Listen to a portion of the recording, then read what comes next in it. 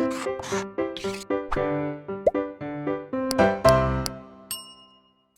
Students, blueprint digital में आपका स्वागत है बच्चों। मैं आपका फिजिक्स टीचर अनुज शर्मा। बच्चों जैसा कि आप जानते हैं कि हमारा पिछली क्लास में अनन्य प्रेरण भी पूरा हो चुका है बच्चों, ठीक है।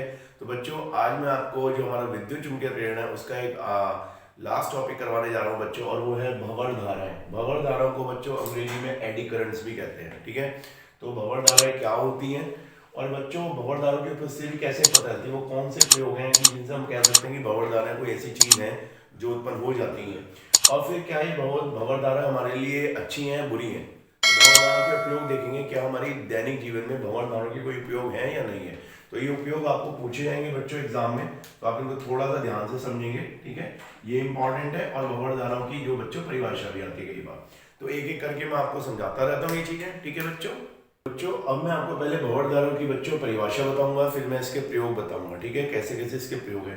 तो बच्चों सबसे पहली बात, जो भंवर धारा उत्पन्न होती है बच्चों किसी कुंडली में नहीं मानी गई, वो किसी चालक के टुकड़े यानी बल्क पीसेस, कोई टुकड़ा अगर चालक का है तो उसमें मानी गई है।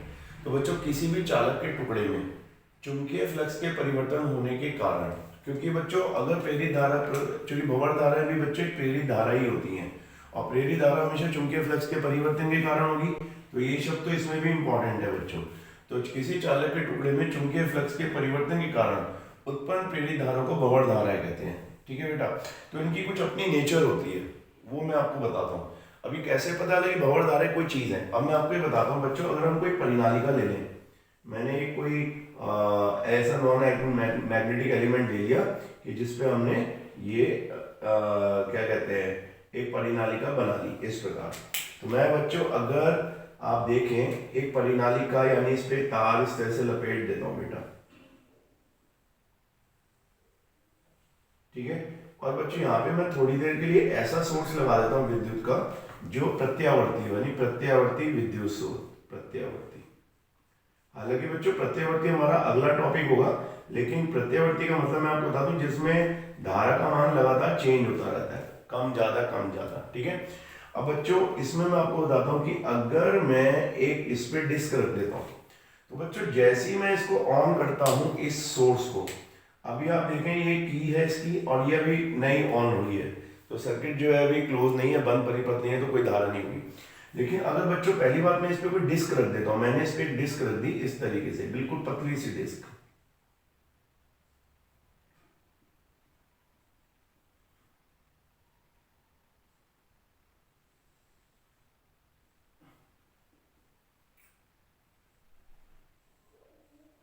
एक पतली सी डिस्क रख दी बच्चों। तो ये कोई धातु की बहुत धातु की डिस्क हो सकती है बच्चों, धातु की, तो इसे हम कह सकते हैं धातु की डिस्क, धातु की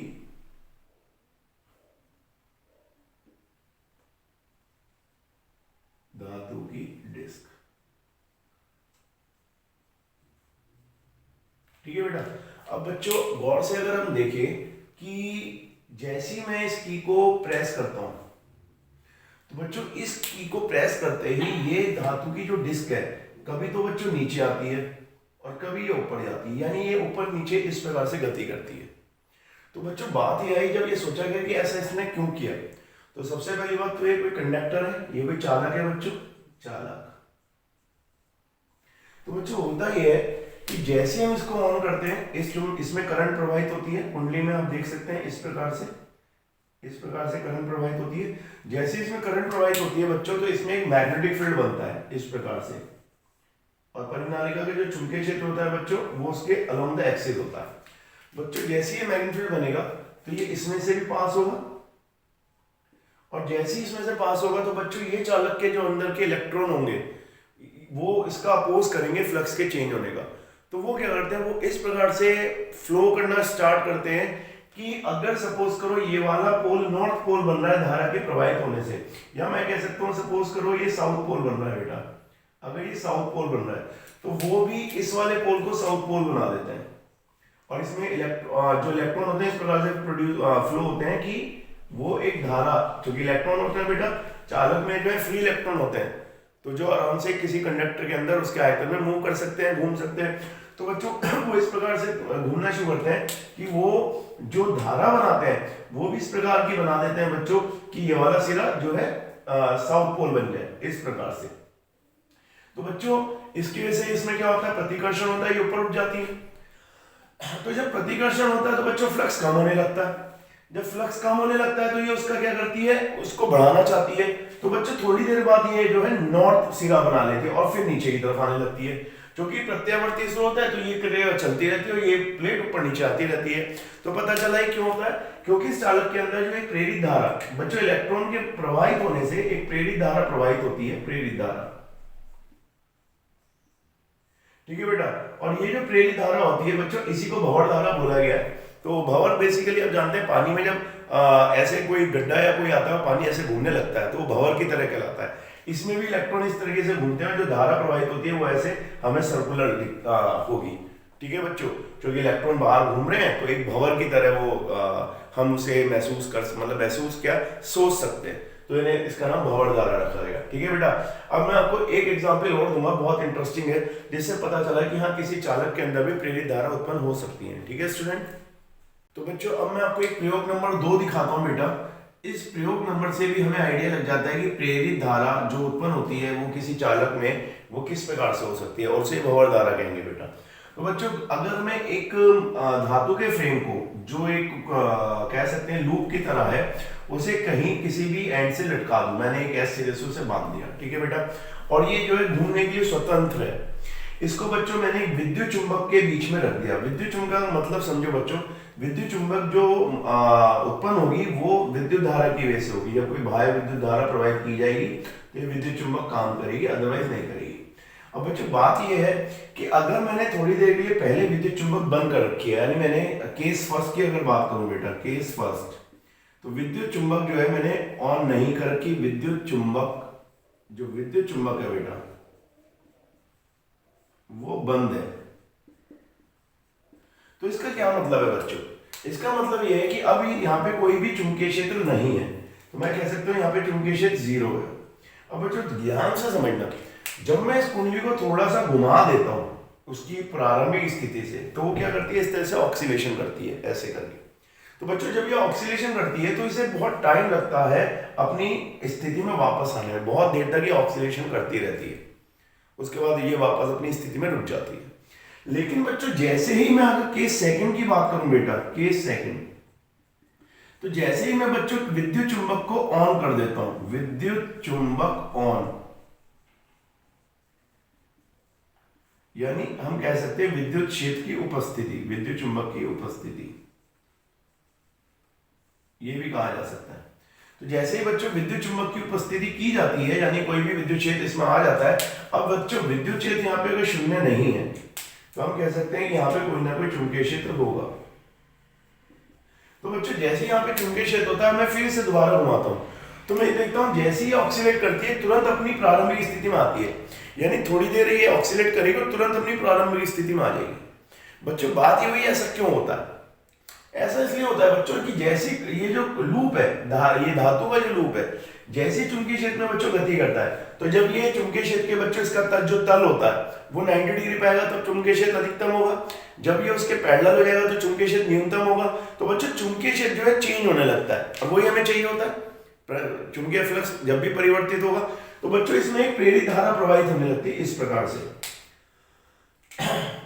इसमें इलेक्ट्रॉन का जो मोशन होता है वो इस प्रकार से होता है कि एक प्रेरित धारा इसमें प्रवाहित होने लगे। और बच्चों जितनी बार भी ये परिवर्तन होगा ये उस परिवर्तन का अपोज करेगी, यानी जब चुंबकीय क्षेत्र के तल लंबवत होने जा रहा है तब ये उसको अपोज करेगी, वापस लाना चाहेगी। और जब बच्चों चुंबकीय क्षेत्र फिर क्या हो रहा है, न्यूनतम होने जा रहा है, तब ये उसको क्या करेगी, फिर वापस लाना चाहेगी। तो ये जो होता है इसके ऑक्सीलेशन, यानी जो इसके ये दोलन हो रहे हैं, इनके प्रति एक अपोजिट हम कह सकते हैं जो विरोध होता है वो प्रेरित धारा द्वारा होता है। तो पता चल जाता है कि तुरंत ही अपने ऑक्सीलेशन को रोक देती है। तो इससे जो है प्रेरित धारा क्या होती है बच्चों, इस ऑक्सीलेशन को कम कर देती है। अब ये जो चीजें आई बच्चों समझ में, तो इनके यूज देखे गए कि कहाँ पे अच्छी है कहाँ पे ये बुरी है। तो सबसे पहले बच्चों अगर प्रेरित धारा कुछ जगह आपको कम करनी है तो वो होता है बच्चों ट्रांसफार्मर, वहां पे प्रेरित धारा उत्पन्न होना गलत है। तो पहले मैं आपको बताऊंगा प्रेरित धारा को आप कम कैसे कर सकते हैं। फिर इसके उपयोग के बारे में पढ़ेंगे बेटा, ठीक है। तो प्रेरित धारा को जो कम करने वाली बात है, तो बच्चों मैं आपको इसमें एक बात बताऊं कि इसमें एक चीज को याद रखिएगा, जो धारा होती है, ठीक है, वो इनवर्सली प्रोपोर्शनल टू किसके होती है बच्चों, प्रतिरोध के। अब प्रतिरोध किसके होता है बच्चों, इनवर्सली प्रोपोर्शनल होता है एरिया के। तो आप कह सकते हैं बच्चों कि अगर हम कुल मिला के एरिया को थोड़ा सा कम कर दें तो प्रतिरोध ज्यादा हो जाएगा, और प्रतिरोध अगर ज्यादा हो गया तो धारा कैसी हो जाएगी बच्चों, कम हो जाएगी। तो मैं ये भी कह सकता हूं बच्चों की धारा जो है डायरेक्टली प्रोपोर्शनल होती है एरिया की। तो अगर एरिया कम कर दिया जाए तो ये जो प्रेरित धारा है ये कम हो जाएगी। अब एरिया कैसे कम करेंगे ये आपको मैं एक चित्र से बताता हूं। कभी आपको क्वेश्चन आ जाएगी प्रेरित धारा जो होती है, भंवर धारा को किस प्रकार से आप कम कर सकते हैं, तो इस पर हम बात करेंगे कि प्रेरित धारा को कम कैसे किया जा सकता है, ठीक है बेटा। बच्चों अब मैं आपको बता रहा हूँ प्रेरित धारा को न्यूनतम किस प्रकार से किया जाता है। तो बच्चों ये भी आपके लिए बहुत इंपॉर्टेंट है, आपसे पूछा जा सकता है। तो बच्चों अगर मेरे पास कोई वो जो फ्रेम था बच्चों धातु का, अगर मुझे चाहता हूँ कि इसमें प्रेरित धारा कम होनी चाहिए, ठीक है, तो मैं काम कर सकता हूँ बच्चों, उसके छोटे छोटे पतले से टुकड़े यानी स्लॉट, पतले पतले उसके जो उसके क्षेत्रफल है उसमें अगर उसे काट दूं तो वो जो कंप्लीट फ्रेम है वो इस तरह से पतले पतले एरिया में आप देख सकते हैं इसका एरिया कितना कम हो गया है। तो इतने पतले पतले एरिया में काट दिया जाए तो प्रेरित धारा को हम कम कर सकते हैं। बच्चों अगर आपको कभी आ जाए कि आप प्रेरित धारा को आप खत्म कर सकते हो तो खत्म नहीं कर सकते, आप उनको सिर्फ कम कर सकते हैं, ये ध्यान रखिएगा। तो बच्चों जैसे ही मैं इसका विद्युत क्षेत्र ऑन करता हूं बच्चों को यहाँ पे विद्युत क्षेत्र ऑन होना शुरू हो जाए, और बच्चों मैं इसे घुमा दूं थोड़ी देर के लिए दोबारा, तो मैं देखूंगा कि इसमें घुमाने पर भी विद्युत क्षेत्र जैसे ही मैंने ऑन करा तो बच्चों ये जो कुंडली है बहुत जल्दी होता है अपनी प्रारंभिक स्थिति में आ जाती है, बहुत जल्दी, या नहीं इसका उल्टा कहेंगे, बल्कि अब जब मैं इसे घुमाता हूं तो अब ये वापस बहुत लेट अपनी प्रारंभिक स्थिति में आती है। क्यों? क्योंकि अब प्रेरित धारा इसमें कम कर दी है मैंने। कैसे कर दी है? तो मैंने अभी आपको बताया था, मैंने आर जो बढ़ा दिया है बच्चों एरिया को कम करके, और एरिया कम करते ही बच्चों क्या होगा, आई प्रोपोर्शनल टू ए होगी। तो बच्चों प्रेरित धारा इसमें उत्पन्न तो होंगी, लेकिन आप देखें कि जब इतने कम एरिया में यहाँ पे मूव करेंगी इस तरीके से मूव करेंगी तो बच्चों उनके लिए रेजिस्टेंस बहुत ज्यादा होगा और वो प्रेरित धारा उत्पन्न होगा जो है मूव नहीं कर पाएंगी, फ्लो नहीं कर पाएंगी, यानी उनकी गति नहीं हो पाएगी। इससे हम प्रेरित धारा को क्या कर सकते हैं बच्चों, न्यूनतम कर सकते हैं। एक चीज और बता सकता हूं बच्चों, एक आप ये भी कह सकते हैं कि मैंने इसकी लेंथ बढ़ा दी, जितना आप देखेंगे धारा को चलने के लिए जितनी ज्यादा आप लंबाई बढ़ा देंगे तो आर प्रोपोर्शनल टू बच्चों एल के भी होता है। तो आपने क्या करा बच्चों, यहाँ पे लंबाई अगर बढ़ा दी, यानी एक तरह से ये कंडक्टर फिर दूसरा कंडक्टर आप देखेंगे, अगर मैं इसे फर्स्ट कंडक्टर मानूं, से दूसरा मानूं, से तीसरा मानूं, तो लेंथ ज्यादा होगी धारा को प्रोवाइड होने के लिए, तो आर ज्यादा हो जाएगा बेटा। तो एल के होने से तो भी क्या होगा बेटा, आई ज्यादा हो जाएगी, आप देख सकते हैं। तो हम कह सकते हैं आई डायरेक्टली प्रोपोर्शनल किसकी होती है बेटा, एल की होती है, ठीक है ना। तो आप कह सकते हैं कि अगर L ज्यादा हो गई तो R ज्यादा हो गया तो I कम हो जाएगी। तो हम बल्कि ये कह सकते हैं कि जो I होती है वो इनवर्सली प्रोपोर्शनल टू L होती है। तो L ज्यादा होने से धारा कम हो जाएगी और वो आपका विरोध नहीं करेगी। तो बच्चों विरोध करना और विरोध ना करना ये दोनों ही आपके फेवर में है। कैसे? ट्रांसफार्मर में बच्चों ये चीज करी जाती है, यानी ट्रांसफार्मर की जो कोर होती है सॉफ्ट आयरन की, वो आगे मैं आपको पढ़ाऊंगा नेक्स्ट चैप्टर में, उसमें जो कोर होती है आयरन की उसको छोटे छोटे पीसेस में काटा जाता है, जिससे कि जब उसमें फ्लक्स परिवर्तन हो कोई धारा उत्पन्न तो हो पर मूव ना कर पाए, जिससे ऊष्मा उत्पन्न हो। लेकिन बच्चों अगर विक्षेप मापी की बात करें गैलोमीटर में, तो धारा जो है बेटा अच्छी चीज है, वो मैं आपको बताता हूँ उसके यूज में। तो अब मैं आपको इसके यूज बताता हूँ कि इसके क्या क्या यूज है, ठीक है। तो बच्चों अब मैं आपको पहला यूज बताता हूं बच्चों, जो बहुत आपसे पूछा जाएगा बोर्ड में और ये बहुत इंपॉर्टेंट है, आपको समझ में आना चाहिए, प्रैक्टिकल में पूछा जाता है कि जो प्रेरित जो भंवर धारा होती है बच्चों, वो विक्षेप मापी की कुंडली के दोनों को कम करने का काम आती है, इसे बोलते हैं इलेक्ट्रो जो मैग्नेटिक डैम्पिंग। तो इसका मतलब क्या है बेटा, अब बच्चों मैं आपको दोबारा से वो फिगर दिखाता हूं कि जब आप ये नॉर्थ और ये साउथ पोल के बीच में कोई कुंडली जैसे जो विक्षेप मापी होती है बेटा, उसकी कुंडली इस प्रकार से रखी होती है किसी मेटेलिक फ्रेम में, एक मेटेलिक फ्रेम है बेटा और आपने उसमें तार लपेटे हुए हैं इस प्रकार से। तो इस मेटेलिक फ्रेम पे जो अंदर ये आपको मेटेलिक फ्रेम, बल्कि इसे ऐसे बना देते हैं हम लोग, ये मेटेलिक फ्रेम हो गया, ठीक है बच्चों। अब इस पे जो तार लपेटे हुए हैं बच्चों, इस पे हमने इस तरह से तार लपेट देते हैं, आप ऐसे लपेटे जाते हैं तार इसमें, ये ऐसे तार और इस तरीके से, और ये यहाँ नीचे स्प्रिंग से अटैच होती है और ऊपर ये इस तरीके से अटैच होती है, इस तरह से समझिए। तो बच्चों जैसे ही मैं विद्युत क्षेत्र ऑन करता हूं, यानी यहाँ पे विद्युत क्षेत्र प्रवाहित होने लगता है, और बच्चों मैं कुंडली घूमेगी, आपको पता है बल्ला लगेगा, और मैं रीडिंग ले लूंगा। अब बच्चों रीडिंग लेने के बाद जैसे ही मैं उसको हटाऊंगा विक्षेप मापी को, यानी धारा इसमें से हटाऊंगा, क्योंकि विद्युत चुंबकीय है, तो विद्युत चुंबक है, तो जैसे मैं जोकी को हटाऊंगा तो बच्चों ये चुंबकीय क्षेत्र गायब हो जाएगा। चुंबकीय क्षेत्र गायब होने की वजह से अभी अपनी प्रारंभिक स्थिति में आएगी। पर प्रारंभिक स्थिति में आने के लिए क्या करती है बच्चों, ये ऐसे रोटेट करती रहती है, ऐसे ऐसे ऐसे ऐसे, तो बहुत देर टाइम लगता है इसे। अब बहुत देर टाइम लगने का क्या मतलब बेटा, बहुत देर टाइम लगने मतलब आपने एक रीडिंग ले ली, फिर आप खड़े हो गए और फिर ऐसे ऑक्सीलेट कर रही है थोड़ी देर तक, तो आप खड़े हुए आप दूसरी रीडिंग नहीं ले सकते जब तक आप ये पूरी ना रुक जाए। तो इसमें तो फायदेमंद है बेटा, इसमें जो मेटेलिक फ्रेम लगाया है, जैसी ये रोटेट करती है या अपनी प्रारंभिक स्थिति में आती है, तो बच्चों ये ऑक्सीलेट करती है कि कभी अपनी प्रारंभिक स्थिति की इधर जाती है, कभी उधर जाती है, तो तुरंत बच्चों इसमें जो होता है विद्युत जो प्रेरित भंवर धारा है वो उत्पन्न हो जाती है। ठीक है ना बेटा। और वो प्रेरित धारा क्या करती है बच्चों, एक काम करते हैं, तार है कुंडली का, तो इसको तो पूरा ऐसे दिखा दो, कभी आप कंफ्यूज ना हो, इस तरीके से। तो बच्चों इसके अंदर जो प्रेरित धारा उत्पन्न होती है वो उसके दोलनों को कम करती है। दोलनों को कम करने से क्या होता है, तुरंत ही अपनी प्रारंभिक स्थिति में आती है और आप अपनी दूसरी रीडिंग ले सकते हैं। तो यहाँ पे आपके लिए फायदेमंद है। तो ये ध्यान रखना, अगर आपसे पूछा जाए कि विक्षेप मापी में प्रेरित धारा सही है गलत है, तो यहाँ पे आपके लिए प्रयोग के लिए सही है। दूसरा बच्चों एक बात आती है, इसे कहते हैं प्रेरित भट्टी, इंडक्शन फर्नेस। इंडक्शन फर्नेस ये भी एक बड़ा इंपॉर्टेंट इसका यूज है बेटा, इंडक्शन फर्नेस। फर्नेस का मतलब है बच्चों भट्टी। तो इसका क्या यूज है बच्चों, प्रेरित भट्टी। इसका मतलब ये है कि बच्चों जो धातु के बहुत सारे जो हमारे पास कबाड़ खड़ा इकट्ठा हो जाता है फैक्ट्रियों में, बहुत बड़ी बड़ी फैक्ट्री होती है, धातुओं से उनके जो मिश्र धातु होते हैं उनसे उनकी प्योर धातु निकालती हैं। तो बच्चों जब बहुत सारी धातु का जो हमारे पास कबाड़ इकट्ठा हो जाता है, तो उसमें भी प्रेरित भट्टी का बहुत बड़ा यूज है, और उसमें भी भंवर धारा यूज होती है। अब उसमें कैसे होती है मैं आपको बताता हूँ। उसमें बच्चों हम एक बहुत बड़ा सा एक हम कह सकते हैं जो हमारे पास कंटेनर होता है, तो उसको हम इस प्रकार से करते हैं कि उसको एक परिनालिका से अटैच कर देते हैं बेटा। ये एक परिनालिका, परिनालिका मतलब ये है बच्चों, यहाँ पे एक तार इस प्रकार से आएगा, ठीक है बेटा, और ये यहां से अटैच होगा, और यहां से एक तार आएगा, और ये यहां से अटैच होगा, और यहां पे बेटा हमने क्या करा, एक सोर्स लगा दिया, और वो सोर्स लगा दिया बच्चों ने प्रत्यावर्ती सोर्स, ठीक है, यानी प्रत्यावर्ती विद्युत स्रोत।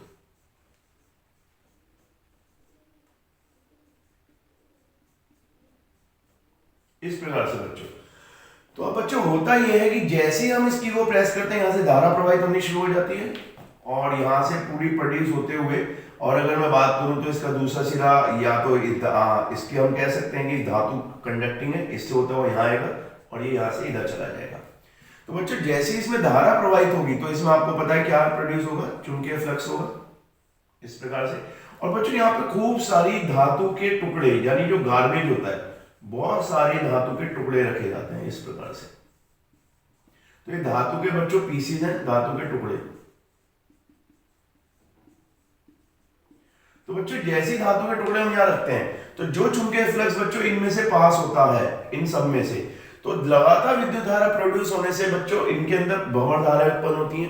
जो भंवर धारा उत्पन्न होती है बच्चों, वो क्योंकि हर धातु में क्या है बच्चों, प्रतिरोध है, और एक बहुत ज्यादा ऊष्मा क्रिएट कर देती है, जिसे हम एस से रेफर कर सकते हैं। तो बच्चों इतनी ऊष्मा क्रिएट हो जाती है, क्योंकि बहुत हाई फ्रिक्वेंसी हमने सोर्स लगा रखा है, और ये सारी पिघलनी शुरू हो जाती है, और इस मिश्र धातु जो भी अलग अलग टाइप के धातु हैं, हम इनकी अलग प्योर धातु निकाल सकते हैं। तो इस तरीके से बच्चों इंडक्शन फर्नेस कहलाती है। ठीक है बेटा।